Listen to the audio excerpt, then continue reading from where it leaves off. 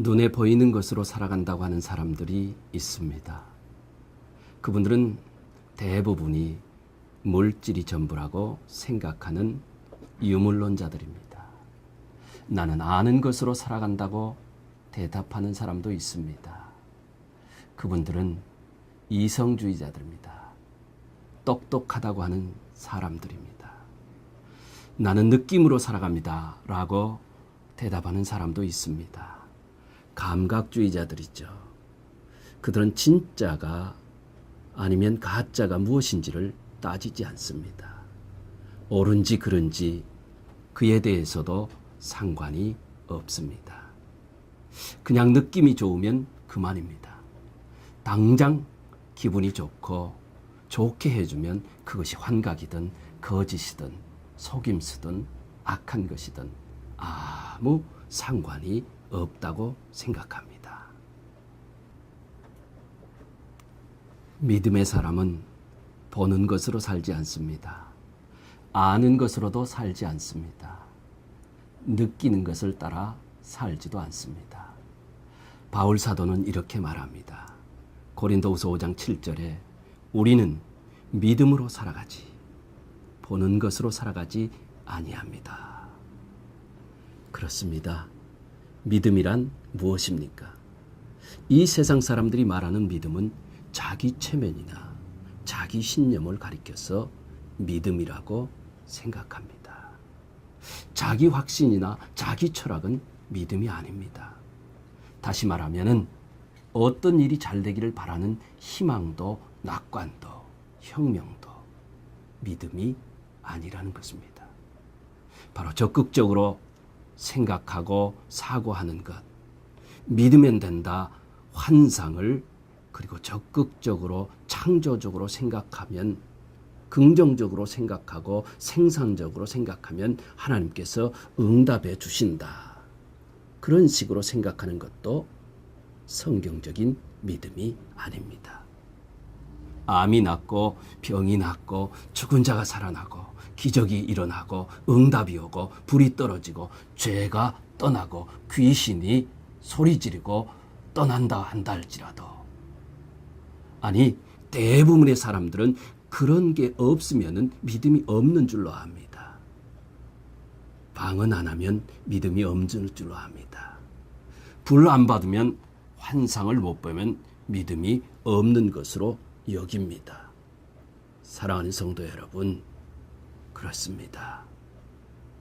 진짜 믿음은 여러분이 병들고 고난받고 역경 겪고 환난과 핍박이 계속해서 당신을 괴롭힌다 한다 할지라도 거기에 절망하지 아니하고 거기에 쓰러지지 아니하고 거기에서 포기하지 않고 끝까지 하나님이 내게 하신 말씀, 성경에 기록된 하나님의 말씀, 예수 그리스도의 사역을 끝까지 믿고 기다리는 그 믿음이 진짜 믿음입니다. 어떤 핍박과 환난과 역경 속에서도 좌절하지 않습니다. 용기를 잃지 않습니다. 사랑하는 성도 여러분, 끝까지 참고 기다리는 믿음. 본문 1절을 함께 보실까요? 믿음은 바라는 것들의 실상이요. 여기서 바란다고 하는 것은 내가 원하는 것, 내가 상상하는 것, 내가 소원하는 것을 바라는 그런 희망이 아닙니다. 그 바람은 나로부터 온 것이 믿음이라고 하는 것은 나로부터 온 것이 아닌 하나님께로부터 온 것. 자기 신념, 자기 철학, 자기 확신은 최면입니다. 믿음이라고 하는 것은 진짜 믿음이라고 하는 것은 하나님께로부터 온 것을 바라는 것입니다. 말씀으로부터 온 것을 내가 소원하고 바라보는 것이 참된 바람입니다. 본문 1절을 다시 읽으십시다. 믿음은 보이지 않는 것들의 증거니. 하나님께서 노아에게 홍수 심판을 내려서 진노가 임할 것을 예언하셨을 때 노아는 아무런 징조도 볼 수가 없었습니다. 노아의 눈에 비가 올 징조는 아무것도 나타나지 않았습니다. 그런데 노아는 방주를 짓기 시작했습니다. 그 믿음의 눈을 통해서 비가 철철철철 내리는 온 땅이 물에 잠기는 것을 보았던 것입니다. 아브라함이 미지의 땅을 향해서 떠날 때에도 사실은 그가 믿음의 눈으로 보고 떠났던 것입니다. 그는 순종함으로 영광스러운 약속의 땅에 들어간 자신의 모습을 믿음의 눈으로 보았습니다. 노아가 맑은 날씨만 보았다고 하면 방주를 지었겠습니까? 아브라함이 가도 끝이 없는 벌판만 보았다고 하면 가나안까지 갈 수 있었겠습니까? 여호수아가 여리고성의 벽만 보았다고 하면 행진을 계속할 수 있었겠습니까? 보이는 것은 우리를 실망시킬 때가 많습니다. 보이는 것은 우리를 좌절시킬 때가 많습니다.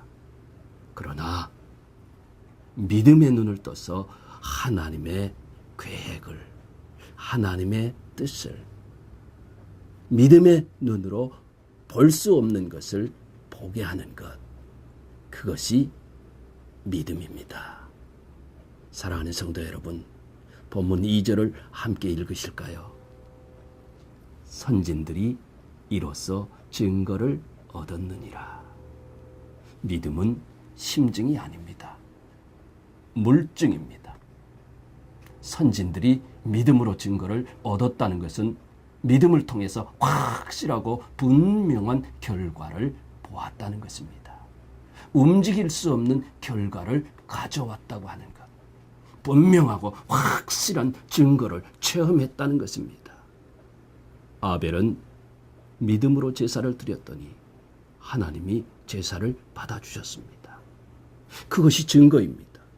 노아가 믿음으로 방주를 지었더니 홍수 심판 속에서 구원을 받았습니다. 이것이 증거입니다. 아브라함이 믿음으로 떠났더니 마침내 약속의 땅에 들어갔습니다. 그것이 아브라함이 받은 증거입니다. 모세는 믿음으로 그 백성을 인도해서 마침내 백성들을 해방시켰습니다. 증거를 받았습니다. 사랑하는 성도 여러분, 여호수아는 이스라엘 백성들과 함께 믿음으로 여리고성을 돌았습니다. 그래서 성이 무너지는 증거를 얻었지 않습니까? 믿음은 어떤 추측이나 막연한 선입관이 아닙니다. 그것은 변화될 수 없는 것, 바뀔 수 없는 것, 믿음은 어떤 것보다도 분명한 증거를 가지고 있는 것, 그것이 믿음입니다. 3절을 보실까요? 믿음으로 모든 세계가 하나님의 말씀으로 지어진 줄을 우리가 아나니 보이는 것은 나타난 것으로 말미암아 된 것이 아느니라. 이 세상은 스스로 창조되거나 진화되거나 우연히 만들어진 것이 아니라 하나님의 말씀으로 된 것으로 알게 된다는 것입니다. 과학이 그렇게 말했기 때문에 우리가 하나님이 세상을 창조했다고 믿는 것이 아니라 성경 말씀이 그렇게 기록되었기 때문에 우리가 그것을 믿는 것이고, 하나님이 나를 지으셨고 하나님이 우주를 지으셨고 세상과 역사를 섭리하는 것이 말씀이라는 사실을 안 믿기 때문에, 그 말씀이 믿어지기 때문에 그것이 바로 믿음이요. 믿음으로 그 사실을 과학적인 진리보다도 더 분명하게 알게 된다고 하는 것입니다. 그렇습니다. 세상 사람들은 알아야 믿는다고 합니다. 보아야 믿는다고 합니다. 성경을 믿게 되면 안다고 말합니다. 오늘 본문 말씀 4절을 함께 읽으실까요? 믿음으로 아벨은 가인보다 더 나은 제사를 하나님께 드림으로 의로운 자라 하시는 증거를 얻었으니, 하나님이 그 예물에 대하여 증언하심이라. 그가 죽었으나 그 믿음으로써 지금도 말하느니라.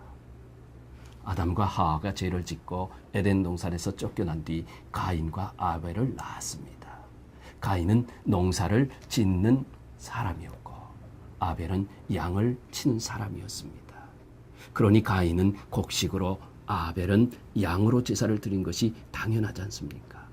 그런데 하나님께서 가인의 제사를 받으시지 아니하시고 아벨의 제사만 받으신 것입니다. 직업 때문에 그랬을까요? 아벨은 양을 치는 목자이기 때문에 제사를 받으셨고 가인은 농사 짓는 사람이기 때문에 제사를 받으신 것이 아니라고 하는 것입니다. 직업 때문에 제사를 받고 안 받고, 직업 때문에 예배를 받고 안 받고, 그게 문제가 아닙니다. 제사를 드리는 형식, 방법이 문제였을까요? 어린 양의 피로 드린 것입니다. 다시 말하면은 하나님께서 제사를 받으시는 목적은 우리의 구원을 위해서입니다. 어린 양의 피가 아니면 우리의 구원이 없습니다. 죄사함이 없습니다. 내가 원하는 대로 제사 드리는 것은 우상입니다. 하나님께서 원하시는 대로 제사를 드리는 것, 이것이 믿음입니다. 예배 드릴 때도 내가 원하는 스타일의 예배, 내가 좋아하는 찬송, 내가 좋아하는 말씀, 내가 좋아하는 예배 스타일, 그런 예배를 드리려고 해서는 안 됩니다. 하나님이 기뻐하시는 예배, 하나님께서 기뻐하시는 제사, 어린 양의 피로, 십자가 보혈의 피로 예배를 드리는 것입니다. 이것이 예수 그리스도께서 십자가에 못 박혀 죽으심으로 온 인류를 구원하신 것을 상징하는 아벨의 제사였던 것입니다. 이때서부터 이 아벨의 제사가 시작된 것입니다. 그때는 예수님이 이 땅에 나타나지 않았습니다. 십자가도 없었습니다. 양을 잡아드릴 제사 자체가 어린 양 예수 그리스도의 피의 제사와 연결된다고 하는 것입니다. 이 제사를 하나님께서는 받기를 원하시고 기뻐하시는 것입니다. 아벨은 하나님께서 원하시는 제사를 드렸습니다. 하지만 가인은 하나님의 말씀, 하나님께서 원하시는 제사에 대해서는 관심이 없었습니다. 창세기 4장 4절을 보면 아벨은 양의 첫 새끼들과 양떼의 기름으로 드렸다고 말씀하고 있습니다. 가인은 그 농산물을 드렸다는 말이 없습니다. 가인은 땅의 소산으로 제물을 삼아 여호와께 드렸고 라고 되어 있습니다. 그것이 무엇인지 알 수 없습니다. 땅의 소산, 하나님께서 원하는 것, 하나님께서 기뻐하는 것, 하나님께서 원하는 시간, 하나님께서 원하시는 헌신, 그것을 해야 하는 것입니다. 내 마음대로, 내가 하고 싶은 대로, 내 뜻대로 하면 화가 날 때가 많습니다. 가인도 화가 났습니다. 그 화가 살인을 불러왔던 것입니다. 그렇습니다. 믿음은 첫 것을 드리는 것입니다. 창세기 4장 4절에 보면 아벨은 자기도 그 양의 첫 새끼와 그 기름으로 드렸더니 여호와께서 아벨과 그 제물을 받으셨으나 아벨은 양의 첫 새끼를 드렸습니다. 가인은 땅의 첫 열매로 드렸다는 말이 없습니다. 창세기 4장 3절에 가인은 땅의 소산으로 제물을 삼아 여호와께 드렸고, 다시 말하면 첫 번째의 의미가 무엇입니까? 우선순위입니다. 아벨이 양의 첫 새끼를 여호와께 드렸다는 것은 여호와 하나님이 아벨에게 있어서 가장 첫 번째라고 하는 의미지 않습니까? 내 인생의 첫째이신 하나님께 첫 것을 드리고 싶어 하는 것입니다. 믿음은 좋은 것을 드리는 것입니다. 아벨은 첫 것을 드렸을 뿐만 아니라 기름을 드렸다고 창세기에 기록되어 있습니다. 기름은 구약시대의 가장 좋은 부분을 의미하고 있는 것입니다. 그래서 여호와께서 제사를 할 때 기름 부분은 반드시 태워서 주님께 드려야 했던 것입니다. 기름은 주님의 몫이었던 것입니다. 시편 기자는 말씀하죠. 여호와께서 내게 주신 은혜를 무엇으로 보답할꼬? 기쁜 마음으로 가장 좋은 것으로 항상 주님께 드릴 수 있는, 감사로 드릴 수 있는 저와 여러분 되시기를 주님의 이름으로 축원을 드립니다. 믿음은 나 자신을 드리는 것입니다. 창세기 4장 4절 여기에 보면 아벨이 제물을 드린 후에 하나님은 아벨과 그 제물을 연락하셨다고 기록합니다. 제물을 받으셨다고 하는 것이 아니라 아벨이라고 하는 인간을 받으셨다고 하는 것입니다. 제물보다 더 중요한 아벨의 헌신을 받으신 것입니다. 그렇습니다. 우리를 위해서 목숨을 바치신, 십자가에서 자신의 생명을 다 내어주신 것처럼 내 생명까지라도 드릴 수 있는 믿음. 5절을 함께 읽겠습니다. 히브리서 11장 5절. 믿음으로 에녹은 죽음을 보지 않고 옮기웠으니 하나님이 저를 옮기심으로 다시 보이지 아니하니라. 저는 옮기기 전에 하나님을 기쁘시게 하는 자라 하는 증거를 받았느니라. 에녹의 믿음은 하나님을 기쁘시게 하는 자라는 것이 증거라고 하는 것입니다. 사랑하는 성도 여러분, 에녹은 하나님을 기쁘시게 한 사람입니다. 저와 여러분, 하나님을 기쁘시게 하는 사람 되시기를 주님의 이름으로 축원을 드립니다. 오늘 하나님이 에녹을 불렀습니다. 에녹아, 에녹아. 예, 하나님, 저 여기 있습니다. 하나님께서 말씀합니다. 이 세상에 아주 약해져 있지, 악해져 있지. 예, 그렇습니다. 나 거룩한 여호와 하나님은 이 세상을 심판할 수밖에 없다. 그러므로 이 세상에 심판이 임했다는 하는 사인을 너에게 주마. 아들이 태어날 텐데 이 세상에 심판이 임했다고 하는 사인의 의미로 그 아들의 이름을 무두셀라라고 짓거라. 그가 죽으면 심판이 올 것이다. 성도 여러분, 무두셀라라고 하는 말의 의미는 그가 죽으면 심판이 온다라고 하는 뜻입니다. 하나님의 말씀대로 아들이 태어나자 에녹은 그의 이름을 무두셀라라고 지었을 것입니다. 그리고 에녹이 무두셀라를 바라볼 때마다 언제나 하나님의 심판을 기억했을 것입니다. 창세기 5장 22절에 보면 에녹은 65세에 무두셀라를 낳습니다. 그 후 300년을 하나님과 동행하면서 자녀를 낳았다고 말씀합니다. 무두셀라를 낳기 전에는 하나님과 동행했다고 하는 말이 없습니다. 낳은 후에 동행하였다고 하는 것입니다. 그 아들을 통해서 들려오는 하나님의 심판에 관한 진리를 깨우침과 동시에 하나님과 동행하는 삶에 들어간 것입니다. 하나님이 우리를 심판하신다. 우리의 삶은 하나님 앞에서 심판될 것이다.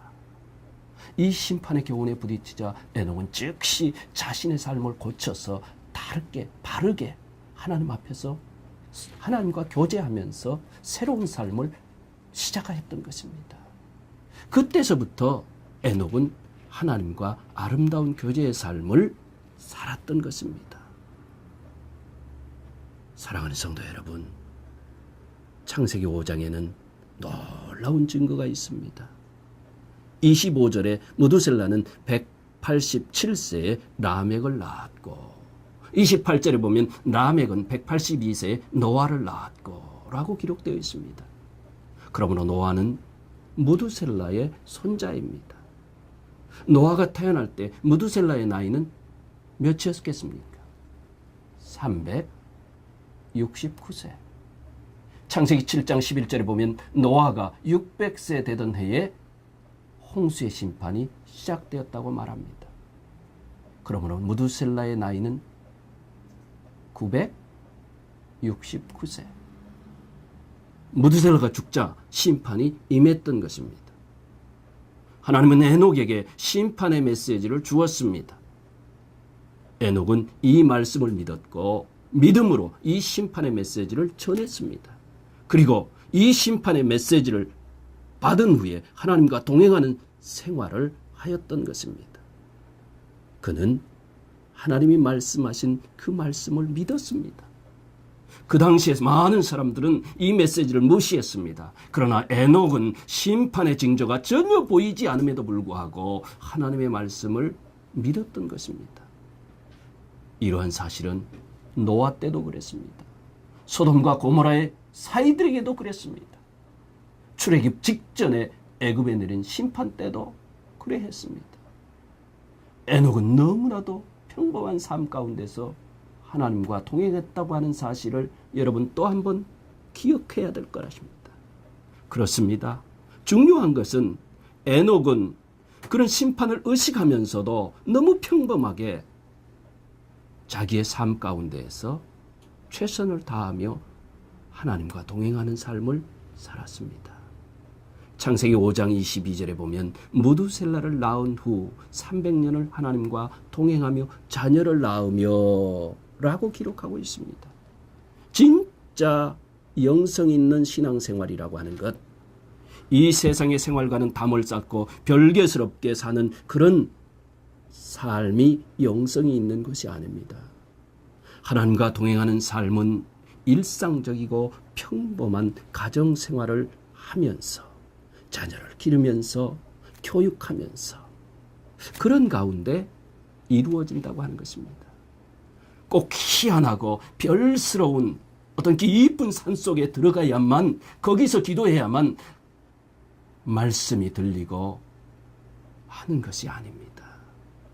결혼생활하고 가정생활하고 직장생활하고 고통과 아픔과 수고와 눈물, 그것을 통해서 하나님의 영광을 위한 삶이 그곳에서 무엇인지를 깨닫고, 그리고 하나님이 기뻐하시는 것이 무엇인지를 찾아가는 삶. 에녹은 특별한 사람이 아니었습니다. 우리와 똑같은 성정을 가진 평범한 사람이었습니다. 에녹은 세상과 고립되어서 세상을 등지고 수도원이나 어떤 깊은 골짜기에 들어가서 기도원에 가서 하나님과 기도하면서 일상생활을 보낸 것이 아닙니다. 사도 바울처럼 독신주의자도 아닙니다.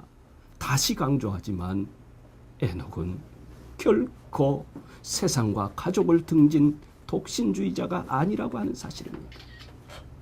에녹은 직업을 가지고 모든 부모님들처럼 가족을 부양했고 가족을 위해서 헌신했고,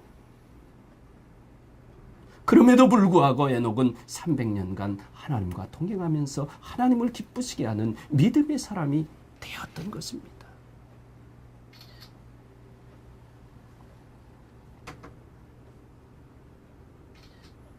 사랑하는 성도 여러분, 에녹이라고 하는 이름의 뜻은 신임자 또는 가르친다고 하는 뜻입니다. 그렇습니다. 에녹의 믿음은 우리 모두에게 어떻게 사는 것이 바른 신앙생활인가를 가르쳐주고 있는 것입니다. 저와 여러분, 하루하루를 오늘이 마지막인 것처럼 살아야 합니다.